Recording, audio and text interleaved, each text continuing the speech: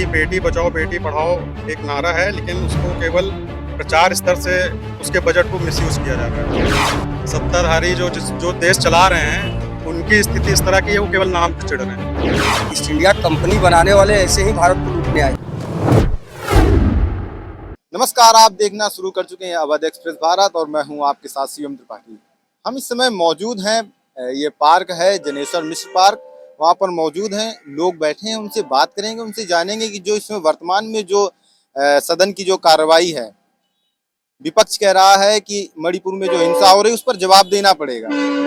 मोदी सरकार जवाब नहीं दे रही है, बोल रहे कि जब तक जवाब नहीं देंगे तब तक सदन को हम चलने नहीं देंगे। उस पर बात करेंगे और भी जो मुद्दे हैं। सबसे बड़ा इसमें मुद्दा है मणिपुर में जो हिंसा हुई है और उस हिंसा के दौरान जो वहाँ के वीडियो आए, जो तस्वीरें आई, बहुत ही शर्मनाक हैं, उन पे भी बात करेंगे। तो सबसे पहले बहुत बहुत स्वागत है आपका अवध एक्सप्रेस भारत में। क्या नाम है आपका? नीरेंद्र प्रताप सिंह।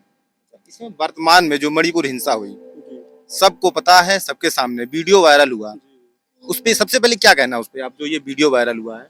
अब ये तो भारतीय उसके अगर देखा जाए कानून व्यवस्था से तो बहुत ही शर्मनाक जो हुआ है, हरकत हुई है। क्योंकि अब जब इससे पहले 2012 में वो निर्भया कांड हुआ था, अब उसके बाद हमारे जो प्रधानमंत्री हैं बार बार कहते रहे कि हमारे उसमें कानून व्यवस्था बहुत तटस्थ होती जा रही है, लेकिन उसके मद्देनजर देखा जाए तो और भी राज्यों में जो है ये गिरता जा रहा है स्तर।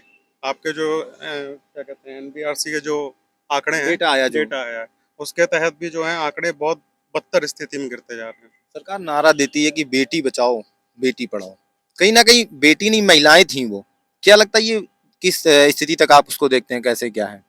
इसमें बहुत बड़ी कमी है हमारे, मतलब आप चाहे कानून व्यवस्था में कह लीजिए, चाहे सरकारी महकमे में ले लीजिए। क्योंकि बेटी बचाओ बेटी पढ़ाओ एक नारा है, लेकिन उसको केवल प्रचार स्तर से उसके बजट को मिसयूज किया जा रहा है।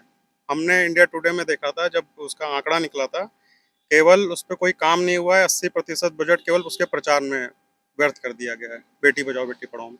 और ये केवल अब बोलने की बातें रह गई हैं और इसके अलावा कुछ भी नहीं रह गया है। क्योंकि हमारी स्मृति ईरानी जी हैं, महिला और बाल विकास मंत्री हैं, केंद्रीय मंत्री हैं, वो भी जो हैं इस पे जो है वहाँ पे सबका न्यूट्रल रिस्पॉन्स रहा है। चाहे प्रधानमंत्री हो गए, चाहे स्मृति ईरानी जी हो गई, इनको वहाँ जाना चाहिए था, मणिपुर में वो देखना चाहिए था, लेकिन इन लोग एकदम उदासीन स्थिति में है।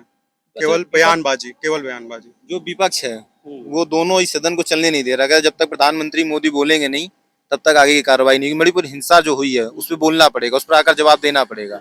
और उसके बाद में एनडीए और इंडिया बनाया जो अलायंस हुआ है, विपक्ष पूरा एकजुट है उस पे। अब उन्होंने आज अविश्वास प्रस्ताव भी उस पे कल जो हुआ है उस पे पारित करने को कहा कि अविश्वास में चल रही है ये सरकार। क्या लगता है आपको कि ये सरकार वाकई में अविश्वास में चल रही है? नहीं, अविश्वास नहीं, ये तो अब एक उसका गणित निकाला गया है कि किसी तरह भी प्रधानमंत्री को खींच के लाना है। उसमें अब ये है कि अविश्वास प्रस्ताव जैसे ही अगर आता है तो उसमें सबसे प्रमुख नेता जो रहते हैं एनडीए जैसे, जो उनके हिसाब से जो विपक्ष है सत्ताधारी, तो उसमें अब प्रधानमंत्री जी को उसमें सदन में आना पड़ेगा और जवाब देना पड़ेगा। ये तो एक वो कह लीजिए कि वो है, ये प्रक्रिया है, उसको करना पड़ेगा।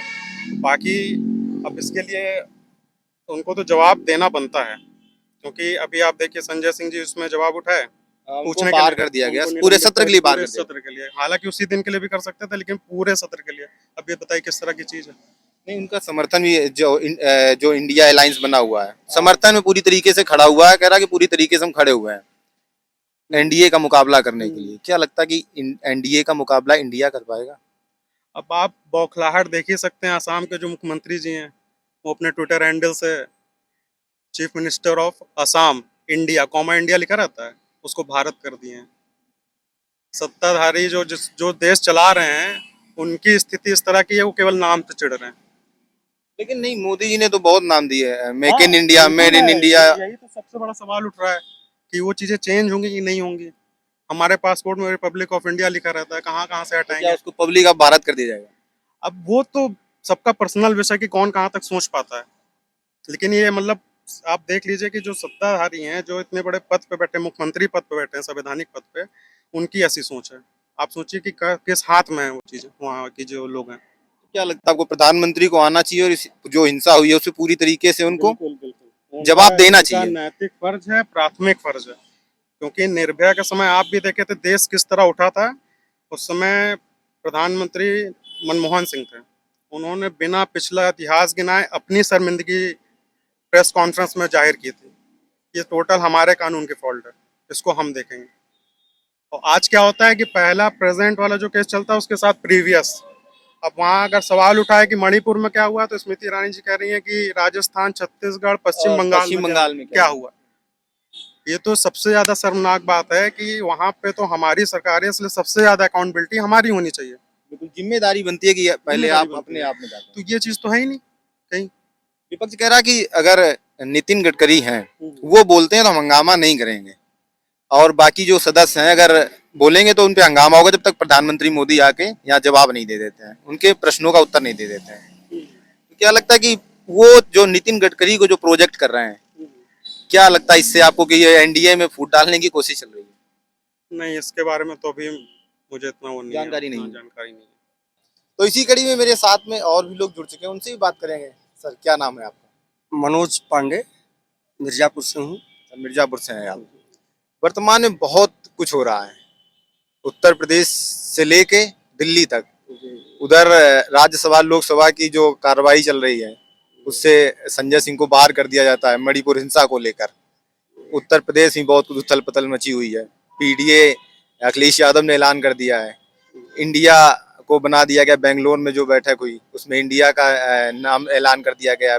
जो विपक्ष है उनका गठबंधन का नाम जो इंडिया कर दिया गया है। क्या कहना है आपका, जो इंडिया और एनडीए कैसे एक दूसरे से कैसी लड़ाई होगी, कैसी फाइट होगी? देखिए, जो इंडिया और एनडीए की बात है, असल इंडिया INDIA इसे इंडिया नहीं हो जाएगा। उनका गठबंधन का नाम कुछ है, इसलिए उससे शॉर्टकट से वो इंडिया बना रहे हैं। इंडिया तो बहुत नाम पड़ा, ईस्ट इंडिया कंपनी पड़ा था, इंडिया इंडियन मुजाहिदीन पड़ा था, तो उससे कुछ होने वाला नहीं है। जो एनडीए गठबंधन है बहुत मजबूत है। जो आप बोल रहे हैं ये मोदी जी ने कहा है? नहीं नहीं, मोदी जी नहीं, ये वास्तविकता है। ऐसा मोदी जी ने तो ईस्ट इंडिया कंपनी बनाया नहीं था कि वो बोलेंगे। ईस्ट इंडिया कंपनी बनाने वाले ऐसे ही भारत को लूटने आए थे और लूट के चले गए। वैसे ही गठबंधन जो बंगलौर में जुटे थे ना, वही सब मानसिकता वाले हैं और वही करने के लिए सब इंडिया नाम दिए हैं। उसमें कुछ है नहीं ना, कोई टक्कर है एनडीए से भारी बहुमत से। फिर हमारे देश के यशस्वी प्रधानमंत्री मोदी जी प्रधानमंत्री बनेंगे एनडीए के नेतृत्व में। लेकिन बहुत ज्यादा उथल पुथल मची हुई है मणिपुर हिंसा को लेकर। मणिपुर हिंसा को लेकर उथल पुथल जो संसद को स्थगित ये लोग कर रहे हैं उसमें कुछ है नहीं। अपने राजस्थान में, बिहार में या पश्चिम बंगाल में उस पर तो कोई चर्चा इससे भी वो निंदनीय है। मणिपुर हिंसा और जो मामला है बहुत ही निंदनीय घटना हुआ, उसमें कोई कहने की बात नहीं है, लेकिन उस पर चर्चा संसद में होनी चाहिए, इन लोगों को करना चाहिए। उसमें सरकार का विपक्ष जो है अपने ढंग से उसको बात रखे और सत्ता पक्ष को बेनकाब करे। वो बोलते हैं कि मोदी जी आगे क्यों नहीं जवाब दे रहे? मोदी जी आए और जवाब दें, क्यों नहीं दे रहे जवाब? देश के गृह मंत्री जो हमारे यशस्वी गृह मंत्री अमित शाह जी हैं, उस पर बात करने को तैयार हैं। उनके क्षेत्र में आता है, गृह मंत्रालय के अधीन आता है, तो बात रखे हैं। और हमारे देश के प्रधानमंत्री हो तो पहले दिन अपनी मंशा जाहिर अपने विचारों से अवगत करा चुके हैं देश को। पहली बार मीडिया के सामने आए और मतलब जो घटना हुई, इतनी घटना होती रही, 3 मई से घटना चल रही है जी। एक घटना हुई, ये तो पहली बार विपक्ष की जो वीडियो उन्होंने 1-1.5 महीने बाद देखा। ये पहले बात उन लोगों को 4 मई का वीडियो। हाँ, 4 मई का वीडियो, 3 जुलाई को लोग ये सब धीरे धीरे 2 महीने के बाद। जब विपक्ष को वीडियो को पता था तो पहले लाना चाहिए था, और संज्ञान में होता तो हमारे देश के प्रधानमंत्री हो, गृह मंत्री हो, बहुत जल्द कार्रवाई होती है। और कार्रवाई बहुत तेजी से हो रही है। जो उस पर आरोपित है उन लोगों को पकड़ के जेल भेजा गया है और कड़ी से कड़ी कार्रवाई होगी। विपक्ष कह रहा है कि मोदी जी जब आकर बोले हैं, जब सुप्रीम कोर्ट के जो जस्टिस हैं, जब उन्होंने आके कहा कि अगर आप संज्ञान नहीं लेते हैं तो हम फिर उस पर कार्रवाई करेंगे, उसके बाद प्रधानमंत्री का, मोदी का अचानक आना और मीडिया से रूबरू होना, क्या लगता है इत्तेफाक? ऐसी बात नहीं है। आए उसके बाद ही है जब उन्होंने कहा। आए हैं, ठीक है, लेकिन कार्रवाई वीडियो अगर वायरल हुआ उसके बाद से ही शासन प्रशासन, वहाँ की मणिपुर सरकार और केंद्र सरकार कार्रवाई कर रही है। और सुप्रीम कोर्ट के संज्ञान आने के बाद अगर मामला आया तो उस पर और हमारे प्रधानमंत्री काफ़ी गंभीर हुए और उस पर अपने जो वहाँ के मुख्यमंत्री हैं उनको काफी कड़ाई से उसको कार्रवाई करने के लिए विपक्ष निर्देश दिए। विपक्ष मांग कर रहा है कि वहाँ के जो मुख्यमंत्री हैं उनको हटाना चाहिए, वीरन को हटाना चाहिए। क्यों? विपक्ष की तो मांग है तो मांग करे, उससे ज्यादा खतरनाक तो केस अपने बंगाल? पश्चिम बंगाल हुआ, बिहार हुआ, राजस्थान हुआ, वहाँ क्यों नहीं चर्चा कराना चाहते हैं? क्योंकि बंगाल- बंगाल में तो वो डेलीगेशन- जो आप बता रहे हैं इंडिया जो उसके वो सब सहयोगी दल है, इसलिए उस पर नहीं बात करना चाहते। ऐसी बात नहीं है। अविश्वास प्रस्ताव ले आए हैं, कह रहे हैं कि प्रस्ताव में अविश्वास में चल रही है सरकार। अविश्वास प्रस्ताव में क्या, 303 तो सिर्फ बीजेपी के ही सांसद हैं, उसके सहयोगी दल है। कुछ तो होगा उनको अविश्वास।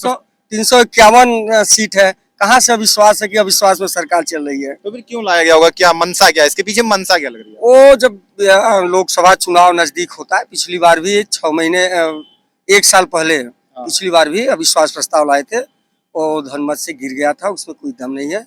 और अगले साल में जो समय बचा है वो प्रधानमंत्री बने रहेंगे देश के, उसमें कोई दो राय नहीं। बहुत ही बेबाकी से अपनी बात को रखा और बताया कि जो प्रधानमंत्री हैं वो प्रधानमंत्री मोदी फिर से बनेंगे। कैमरा पर्सन रवि के साथ मैं शिवम त्रिपाठी, अवध एक्सप्रेस भारत, लखनऊ।